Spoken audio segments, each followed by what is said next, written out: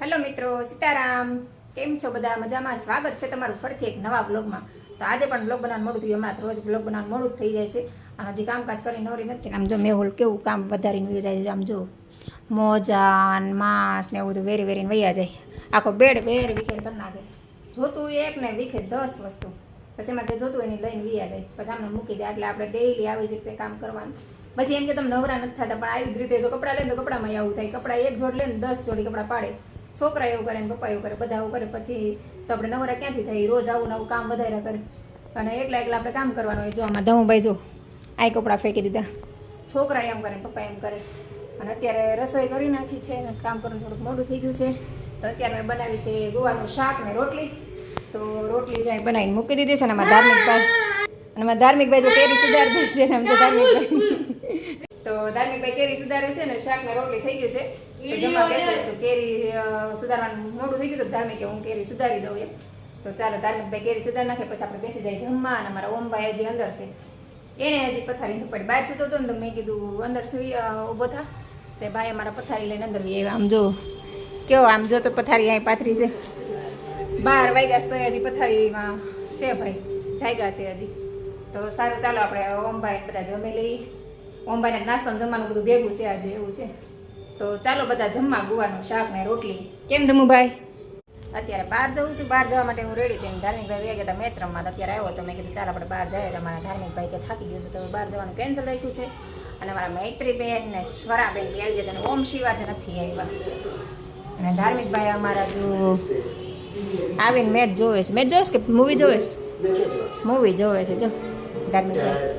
અને સ્વરા અને મૈત્રીબેન અમારા બહાર રમે છે. તમારા મૈત્રીબેન ને સ્વરાબેન ભાઈ આવી ગયા છે. હાય, જય શ્રી કૃષ્ણ. કેમ છો? મજામાં? વેકેશન પડી ગયું બેને? તારે વેકેશન પડી ગયું? તું કેટલું ભણે સ્વરા? સેકન્ડમાં. તું છે અત્યારે ફર્સ્ટમાં છો. અમારા સ્વરાબેનને વેકેશન નથી પડ્યું, મૈત્રીને વેકેશન પડી ગયું. કા હવે તો મજા ને મૈત્રી? પાછું મોટું વેકેશન પડશે. મજા આવે વેકેશન પડે ક્યાં? મામાને ઘરે જવાની છે ને? મામાને ઘરે જવાની છે ને? અહીંયા જો અમારે રેગ્યુલરની જેમ બેસી ગયા છે બધા નીચે ખુરશી નાખીને કે મસ્ત મજાનો પવન આવે છે, ઠંડુ અને બધા બેઠા છે. અત્યારે આપણે સરગવો બાફા મૂકી દીધો છે અને ઢાંકી દેવાનું છે. અને આજે બનાવવાનું છે સરગવાનું શાક. કોરું શાક જ બનાવવાની છું અને ભાખરી. અને અમારા ઓમભાઈ ને ધાર્મિકભાઈને કોરું શાક ઓછું ભાવે છે, કઢીવાળું વધારે ભાવે. પણ એને જે વસ્તુ ન ભાવે ને તો એને પહેલાં ખવડાવવું.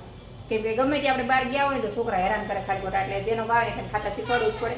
મતલબ એના સારા માટે જ આપણે કરતા હોય. છોકરા થોડુંક એમ લાગે કે મમ્મી આપણે ન ભાવે જ બનાવે, પણ આપણે રોજ એને પછી ખવડાવવા માંડીએ એટલે છોકરાને ભાવવા માંડે. તો અને સરગવાનું શાક આમે તે હું એટલા માટે બનાવું છું કેમ કે મારો પગ દુખે છે તો એના માટે આપણે સરગવો બહુ સારો. તો મને ડૉક્ટર રીતે સરગવો ખાવાનું કીધું છે. તો મેં કીધું એ બાને આપણે સરગવો પણ ખવાય ને છોકરાને પણ ખવાય ને. અમારા ધાર્મિકભાઈ ને મૈત્રભાઈ અમારે બહુ ડાયા. કા મૈત્ર?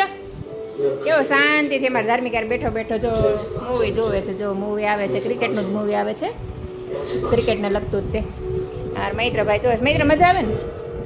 હા, અમારે મૈત્ર બહુ ડાયો. મૈત્રી તો થોડું બોલ કરે, પણ મૈત્ર તો શાંતિથી આપણે મૂવી જોતો હોય, કોઈને હેરાન ન કરે, કાંઈ નહીં, ડિસ્ટર્બ નહીં. મૈત્રી બેનમાં થોડું બોલ કરે. ધાર્મિકને બહુ ડિસ્ટર્બ કરે ને ધાર્મિક પછી ખીજાય. અને મૈત્ર છે ને શાંતિથી ટીવી જોતો હોય એટલે ધાર્મિકને પછી કંઈ ન બોલે કે શાંતિ જોવે તો જોવા દે. હવે ધાર્મિકને ટીવી જોતો હોય વચ્ચે ડિસ્ટર્બ કરે ને સેચે ન ગમે. સારું ચાલો તો આપણે સરગવો મૂકી દીધો બાપા. તો સરગવાની શાક બનાવવાની તૈયારી કરી નાખી. કેમ કે એમાં ચણાનો લોટ શેકીને નાખવાનો હોય. તો એક બાજુ સરગવો ચડશે ને તો એક બાજુ આપણે છે ને ચણાનો લોટ શેકી નાખીએ. હું છે ને અત્યારે કોરા સરગવાનું શાક બનાવું છું. તો પેલો રેસીપી શીખું અને જો બતાવું. પહેલાં તો છે ને આવી રીતે ચણાનો લોટ શેકી લેવાનો. થોડાક અમથા તેલમાં થોડુંક તેલ નાખવાનું, 2 ચમચી જેટલું. અને બ્રાઉન રંગનો થાય ને ત્યાં સુધી શેકી લેવાનો. આળો માળો શેકી લેવાનો મતલબમાં હવે ધીમા ગેસ પર. અને સરગવો જો પહેલાં બાફી લેવાનો. સરગવો બાફીને અને પાણીમાંથી કાઢીને કોરો કરી લેવાનો. અને ચણાનો લોટ શેકાઈ જાય ને એટલે આપણે તેલ મૂકી દેવાનું. તેલ થોડું વધારે મૂકવાના છે શાક મૂકવાને કરતાં. અને એમાં રાઈ, જીરું, હિંગ અને લસણની કળી અને મીઠા લીમડાના પાન. મીઠા લીમડાના પાન ઓપ્શનલ છે, નાખો તો હાલે, ન નાખો તો હાલે. અને લસણની કળી નાખવાની, એની ટેસ્ટ સારો. અને લસણ ન ખાતા એને નહીં નાખવાનું. અને પછી સરગવો નાખી દેવાનો. અને સરગવો તેલમાં વઘારીને પછી તરત આપણે જે ચણાનો લોટ શેક્યો હોય ને એને આપણે ઉપર નાખી દેવાનો અને પછી સરસ રીતે મિક્સ કરી લેવાનું અને પછી નીચે ઉતારવાનું, પછી એને સર્વ કરવાનું અને ખાવાનું બહુ મજા આવે. અને સ્વાદ પ્રમાણે નમક નાખી દેવાનું. આપણે બાફામાં જ નાખ્યું હોય સરગવો બાફામાં, ખાલી ચણાના લોટનું થોડુંક મીઠું આપણે એડ કરવાનું, બાકી જાજુ નહીં નાખવાનું. તો એ રીતે સરગવાનું કોરું શાક બનાવવાનું બહુ સરસ લાગે. નાની તમારે રેસીપી જોતી હોય ને તો મને કોમેન્ટ કરજો, તો હું તમને આનો વિડીયો પણ બનાવી દઈશ. કેમ કે આનો વિડીયો મેં લગભગ નથી બનાવેલો, હોય તો જોઈ લેજો, હશે કદાચ, પણ મને બહુ યાદ નથી આનો વિડીયો છે એટલે એમ. તો સારું, ચાલો હું તમને શાક બનાવીને પછી બતાવીશ. અત્યારે જો આપણે લોટ શેકાઈ ગયો છે, આ રીતનો શેકવાનો છે. આપણે લોટ તેલમાં તેલે થોડુંક જ નાખવાનું, બહુ નહીં, આમ થોડુંક આમ તો મોણ લાગે ને એટલું જ તે. લોટ નીચે દાજી ન થાય એટલે આપણે તેલ નાખવું પડે.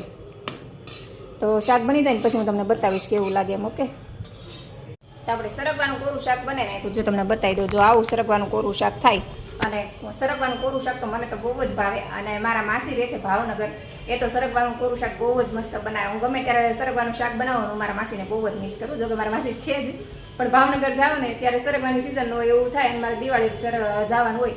અને મારા માસીની ઉંમરે મોટી થઈ ગઈ છે, તો હું પછી ત્યાં જઈને કહું નહીં કે માસી આમ કરો તેમ કરો, જે બને ખાઈ લઈ.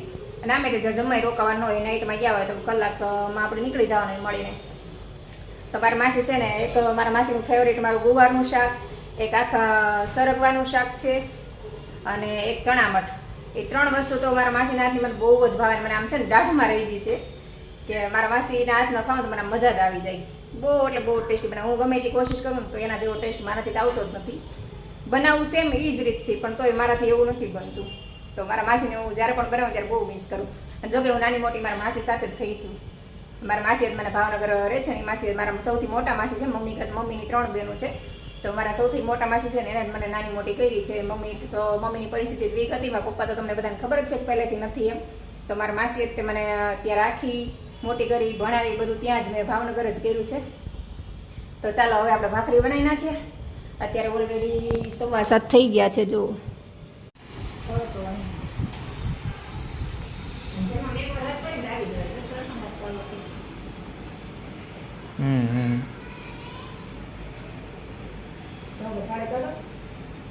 હું બનાવ્યું જમવાનું? સરગવાનું શાક, વાટકી છે, પાપડ છે, કોકરના મગભાત કર્યા છે. બસ આજનો દિવસ આપણો આવો રહ્યો. તો આજનો વિડીયો આપણે અહીંયા જ પૂરો કરી દઈશું. તો વિડીયો પસંદ આવ્યો હોય તો લાઇક, શેર અને સબસ્ક્રાઈબ કરવાનું ભૂલતા નહીં. તો ફરીથી મળશું કાલે એક નવા વિડીયો સાથે. જય હિન્દ, જય ભારત, ગુડ નાઇટ, સીતારામ.